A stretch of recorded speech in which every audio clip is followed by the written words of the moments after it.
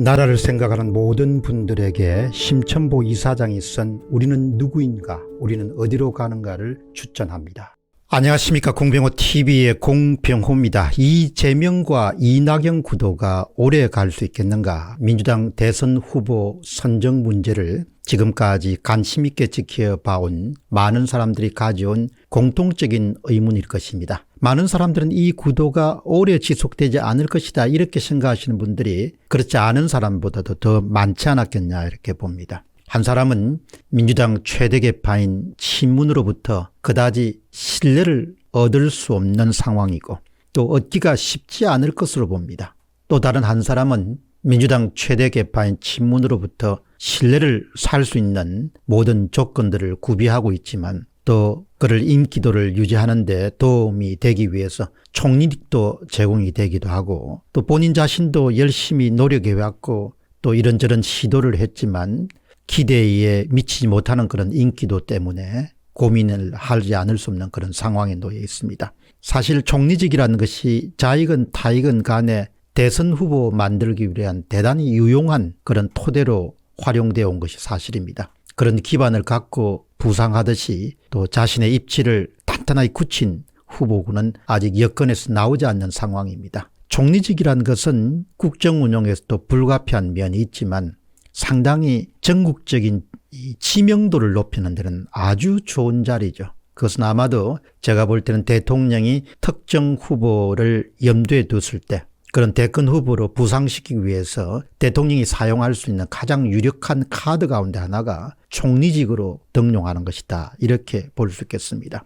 현재 윤석열 전 총장의 정격 퇴진과 함께 그의 인기도가 급부상함으로써 여권 수뇌부들은 상당한 혼란에 아마 봉착해 있을 것으로 봅니다. 그런 혼란은 일반인이면 누구든지 짐작할 수 있지만 현장의 취재 일선을 뛰는 조선일보의 안준용 기자는 신문 세력의 고민과 고뇌를 아주 정확하게 지적하고 있습니다. 민주당 대선 후보 경선의 최대 관심사는 결국 당의 최대 계파인 친문 세력이 누구를 선택하는 것에 달려있다. 이재명과 이낙연 양강체제가 이어지고 있지만 윤석열 전 총장의 등장으로 해서 양강체제의 균열은 불가피할 것으로 보인다. 그래서 떠오르는 것이 제3후보 옹립론이다.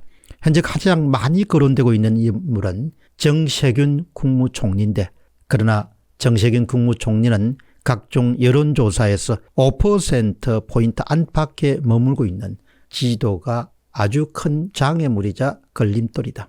이번 여론조사에서도 여권 후보 가운데 이재명 지사 그리고 이낙연 대표 이에서 3위에 올랐지만 지지율은 고작 2.6%에 불과하다.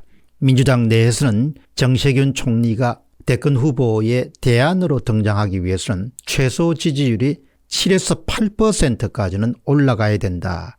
이런 주장들이 인기를 끌고 있다. 자, 여기서 이제 제가 참 주목하게 된 것은 7에서 8% 최소 지지율을 7에서 8%까지 끌어올려야 된다는 그런 대목에 주목하게 됩니다. 그런 지지도를 무슨 수로 끌어올리겠는가? 어떤 방법으로 끌어올리겠는가?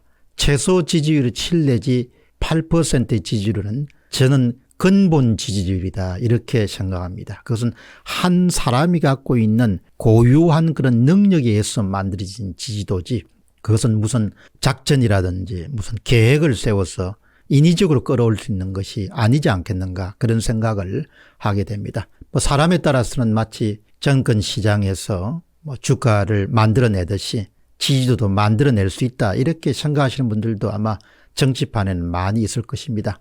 그러나 저는 조금 다른 생각을 갖고 있습니다. 7에서 8% 정도의 수준까지 지지도를 끌어올릴 수 있는 것은 후보자 자신, 주인공이 자기 자신의 실력 외에는 다른 것이 없지 않겠느냐 그렇게 봅니다. 그 이후에 그러니까 근본 지지율, 기본 지지율을 얻은 이후에 그 이상으로 급등시키는 것은 무슨 작전이 들어갈 수 있는 그런 여지가 저는 있다고 봅니다. 기본 지지도와 근본 지지도를 확보하는 것은 그 사람이 갖고 있는 기질, 또 매력도, 실력, 특성 이런 것이 종합적으로 작용한 결과로 기본 지지도 확보가 용이하지 않겠느냐 그렇게 생각합니다. 물론 듣는 사람에 따라서는 조금 가혹하게 받아들일 수 있지만 세상에는 아무리 노력해도 사람은 괜찮고 무난한데 어쩐지 그는 마음에 썩 들지 않는다. 그런 평가를 받는 사람들이 때로는 있습니다.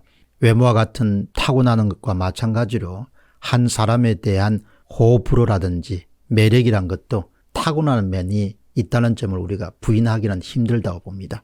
이런 점에서 보면은 이재명 지사는 다른 두 사람에 비해 상대적으로 더 나은 그런 부분을 갖고 있는 것이 사실이다. 그러나 친문 가운데서는 그를 믿기에는 고개를 갸우뚱하는 사람들이 여전히 다수를 차지할 것으로 봅니다. 윤석열 전 검찰총장이 급속히 지지도가 부상하고 앞으로 계속되게 되면 이 판으로 계속 가져갈 수 없다는 그런 친문 세력의 고민이 깊어질 것이고 실질적으로 그 고민에서 그치는 것이 아니라 그들은 아마 행동으로 나서지 않겠는가 그런 생각을 하게 됩니다.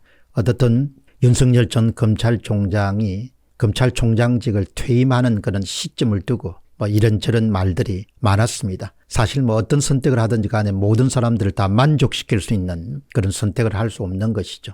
중도에 그렇게 비겁하게 검찰을 보호해야 될 그런 결정적 시점에 자기만 살겠다고 이렇게 나올 수 있겠느냐 이렇게 아마 또 비난하는 사람들도 있겠지만 사후적으로 볼 때 그 시점은 상당히 잘 선택한 그런 시점이다 이렇게 봅니다. 아무튼 윤석열 전 검찰총장의 예상치 못한 그런 정적적인 퇴진이 여권 내부에 많은 그런 혼란과 고민거리를 안겨주기 때문에 그들이 어떤 선택을 앞으로 하는가를 예의주시할 필요가 있습니다. 공병호 TV의 공병호였습니다. 감사합니다.